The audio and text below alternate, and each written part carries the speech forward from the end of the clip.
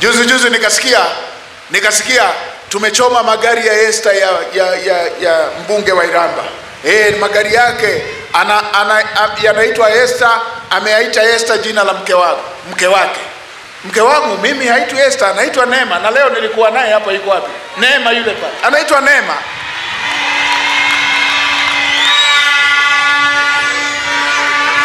Mke wangu haitwi Esther, anaitwa Neema. Anasema basi kama sio la mke wake litakuwa la mama yake. Mama yangu binti wa Kiislamu anaitwa Asha Ramadhani Omari. Hamjui? Yuko hapa. Kabadilika lini kawa Esther?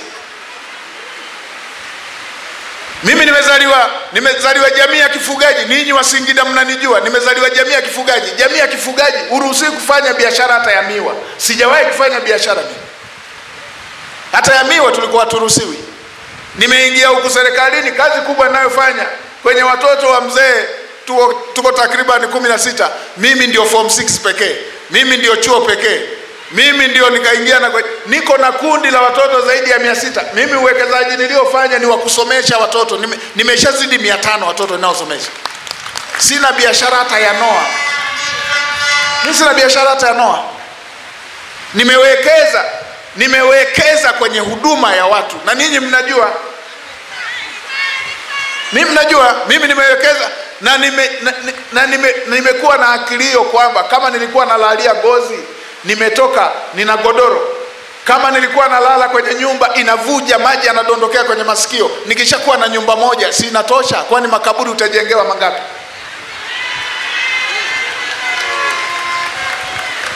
Hawa wako bize kila siku, magari. Na Watanzania wakishaambiwa hili ni hili, mnahama na kwenye undugu tuliokuwa nao. Mengine fanyeni utafiti mwenyewe, fanyeni utafiti wenyewe. Moja ninalowaambia vijana wa Kitanzania, Mungu ametupa nchi nzuri inaitwa Tanzania, na Tanzania hii si mali ya mtu mmoja, ni mali ya Watanzania. Ilindeni. Haumkomoi mtu kwa kuiwasha moto Tanzania. Ni wewe mwenyewe. Ni nchi yako Tanzania. Sasa na Tanzania eti leo hii miaka hii eti baada ya kuwa tumegundua gesi nyingi itakayotufanya tuwe nchi yenye gesi nyingi duniani, eti ndio Tanzania eti ndio mwaka wa Tanzania wanachukiana.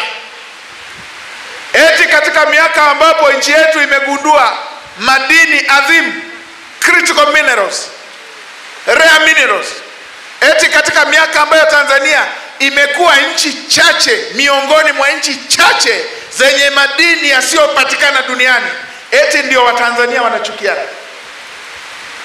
Eti katika miaka ambayo Tanzania imeboresha bandari yake, Tanzania imejenga reli ya kisasa ambayo kwa dunia nzima itakuwa reli ya 5 kwa urefu, itakuwa reli ya kwanza kwa urefu Afrika, itafungua biashara za ndani ya nchi na nchi jirani.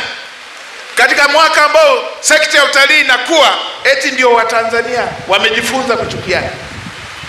Twendeni tuamke. Mimi nawaambieni kwa mifano nilionayo waliowahi kufanyiwa nchi zenye rasilimali za kipekee, ina sifa zote za kwamba kuna watu wanatolea macho rasilimali zenu.